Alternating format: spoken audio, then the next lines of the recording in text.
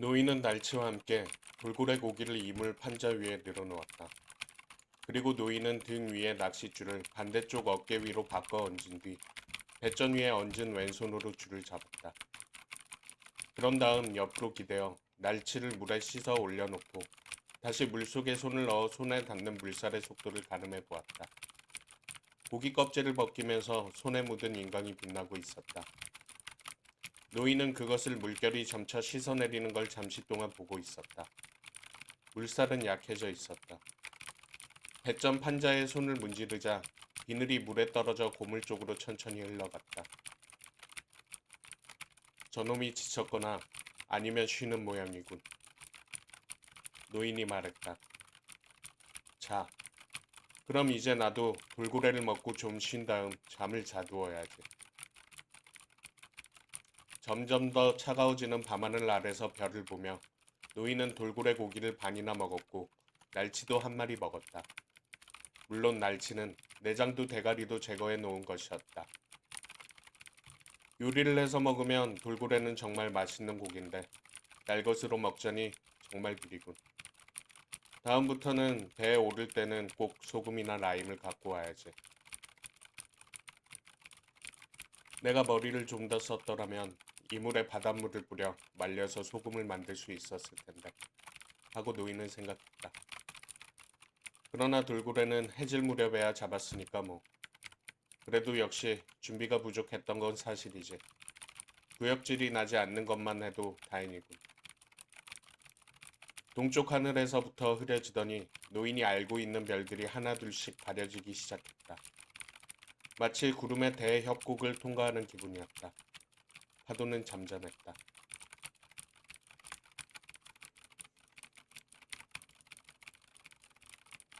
사나흘 안으로 날씨가 나빠지겠는데? 노인이 말했다. 그러나 오늘과 내일 정도는 괜찮겠지. 고기가 잠잠하게 가만히 있는 동안에 빨리 잠잘 준비를 해서 잠이나 좀 자도라 임늙은이야.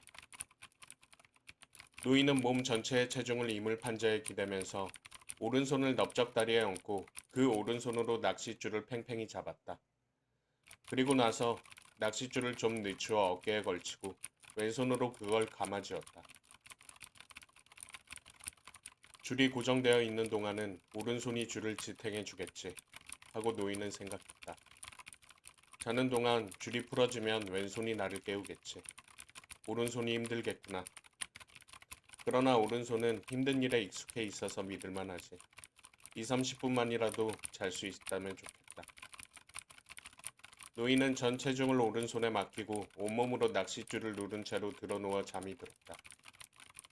노인은 사자의 꿈 대신에 8마일 내지 10마일가량 퍼져 있는 작은 돌고래떼의 꿈을 꾸었다. 마침 교미식이라 그들은 공중으로 높이 뛰어 올랐다가 자신이 솟아오르면서 생긴 물구멍으로 다시 떨어지곤 했다. 그 다음으로 노인은 오두막집 침대에 누운 꿈을 꾸었는데 북풍이 불어와서 아주 추웠고 오른팔은 베개 대신 머리를 받치고 있느냐고 절었다. 그 다음에 노인은 또 길고 누런 해변을 보았다. 처음에 한 마리의 사자가 이른 새벽의 어둠 속을 내려오더니 이어서 다른 사자떼가 내려왔다. 노인은 이물 판자에 턱을 괴고 사자를 바라보고 있었다. 배는 거기에 닻을 내린 채 저녁의 미풍에 일렁이고 있었다. 노인은 사자들이 더 많이 오면 정말 좋겠는데 하고 기대하면서 즐거운 마음으로 그걸 보고 있었다.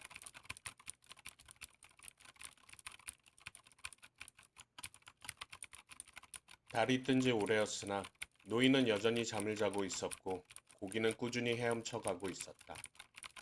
배는 구름의 터널 속을 떠가고 있었다. 노인이 잠을 깬 것은 오른손이 세차게 얼굴을 때리더니 낚싯줄이 노인의 오른손을 태워버릴 듯한 고통을 주며 빠르게 빠져나가고 있을 때였다. 노인은 왼손은 감각이 없었기에 오른손으로 있는 힘을 다해 줄을 정지시키려고 했다. 그러나 줄은 사정없이 끌려가고 있었다. 마침내 왼손이 줄을 더듬어 잡은 다음 등으로 받쳤다. 그러자 이번에는 등과 같이 왼손이 타는 듯이 아팠다. 팽팽하게 풀려가는 줄의 마찰로 왼손에는 심한 상처가 났다. 노인은 낚싯줄 사리 쪽을 돌아보았다. 줄은 천천히 풀려나가는 중이었다. 바로 그때 고기가 바다를 가르며 뛰어올랐다가 육중하게 바닷속으로 다시 떨어졌다. 꽤 널따란 크기로 하얀 물거품이 일렁거렸다. 그런 뒤에도 고기는 다시 몇 번 뛰어올랐다. 낚싯줄은 여전히 풀려나가고 있는데도 배는 전속력으로 끌려갔다. 노인은 끊어질 정도로 줄을 당겼다. 당겼다간 늦추고 늦추었다간 또 당겼다. 노인은 갑자기 이물간으로 바짝 끌려가 엎어지며 얼굴을 돌고래 살조각에 파묻었다. 노인은 꼼짝도 할 수 없었다. 드디어 때가 왔구나 하고 노인은 생각했다. 자, 이제 시작이다. 낚싯줄 값은 저 녀석이 치르도록 해야겠다 하고 그는 생각했다. 반드시 대가를 치르도록 하리라. 고기는 더 이상 뛰어오르지 않았고 철썩거리는 육중한 소리와 바닷물이 갈라지는 소리만이 들릴 뿐이었다. 낚싯줄이 그렇게 빨리 풀려나가자 손은 사정없이 찢겼다. 그러나 노인은 이런 일이 일어날 것은 예상하고 있던 터였고 될 수 있는 한 손에 못이 박힌 부분으로 낚싯줄이 스쳐가게 하고 손바닥의 부드러운 곳에 줄이 파고들지 못하게 또 손가락이 다치지 않게 하려고 애를 썼다. 그 애가 있었으면 이 사리를 좀 적셔줄 텐데. 그래, 그 애가 있었더라면 그 꼬마가 내 곁에 있었더라도.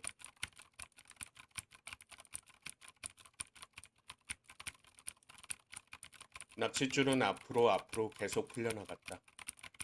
그러다가 풀리는 속도가 좀 늦어지고 노인은 고기가 줄을 조금씩 끌고 나가는데도 그만한 힘이 들게 하며 풀어주었다. 그러고 나서 뺨으로 지지겨 놓은 고기 조각 판자에서 가만히 얼굴을 들었다. 그 다음 노인은 무릎을 꿇고 조심스럽게 일어섰다. 노인은 점차 속도를 늦추어 가면서 낚싯줄을 풀어주었다. 그러면서 눈에 보이지는 않았으나 발로 더듬어 낚싯줄 사리가 있는 곳에 가서 섰다. 아직 줄이 많으니까 저놈은 이 줄을 다 물속으로 끌고 가 줄이 만들어내는 마찰력도 함께 끌고 가게 해야만 했다. 그렇지. 저 녀석 12번도 더 뛰었겠다. 게다가 그 불에 공기가 가득 찼으니 내가 건져낼 수 없을 만큼 깊이 들어가 죽진 못할 거다. 이제 빙빙 돌기 시작하면 그때 작업을 시작해야지. 왜 갑자기 그렇게 날뛰게 됐을까? 배가 고파서 날뛴 것일까? 아니면 밤중에 무엇인가에 놀랄 일을 당했던 것일까? 아마 갑작스레 공포를 느꼈던 모양이다. 그렇지만 저놈은 그다지 공포심도 없고 조용하고 강하며 확신에 차 있었는데 이상하다. 너야말로 겁먹지 말고 자신을 가져라, 늙은이야. 노인이 자신에게 말했다. 다시 놈을 제압했군. 그러나 낚싯줄을 끌어올릴 수는 없을 것 같다. 하지만 고기가 곧 맴돌기 시작할 거야.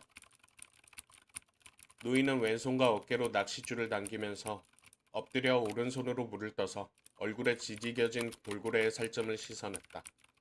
노인은 구토가 날 것 같았고 그래서 기력을 잃을까 두려웠다. 노인은 얼굴을 씻은 다음 오른손을 씻고 바닷물에 손을 그대로 담그고 있었다. 그리고 일출 직전에 서광이 비치는 것을 바라보았다. 저 녀석이 동쪽을 향해 가는구나 하고 노인은 생각했다. 그것은 저 고기가 지쳤다는 표시고 이젠 할 수 없이 물결을 따라 흐른다는 증거이다. 곧 빙빙 돌겠지. 그러면 진짜 작업이 시작된다. 노인은 오른손을 충분히 물속에 담가둘 만큼 두었다가 손을 들어 살펴보았다. 과히 나쁘지는 않은데 아픔이란 건 인간에겐 문제가 되지 않는 것이니까.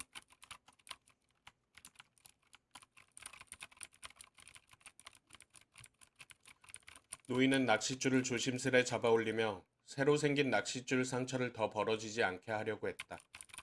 그리고 몸을 일으켜 반대편의 배전 너머로 왼손을 바닷물에 담갔다. 쓸모없는 줄 알았는데 꽤 잘해주었어. 노인은 왼손을 내려다보며 말했다. 그렇지만 내가 너를 쓸 수 없을 때가 있었단다. 왜 나는 두 손 다 튼튼하게 태어나지 못했을까?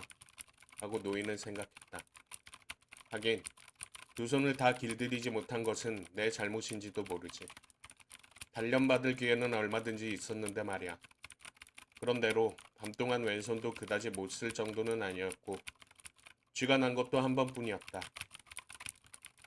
하지만 다시 쥐가 나면 낚싯줄로 왼손을 끊어버릴 테다. 그런 생각을 하는 동안 노인은 머리가 띵하고 맑지 않아서 돌고래 고기를 좀 더 먹어야겠다고 생각했다. 아니야, 그래서는 안 되지.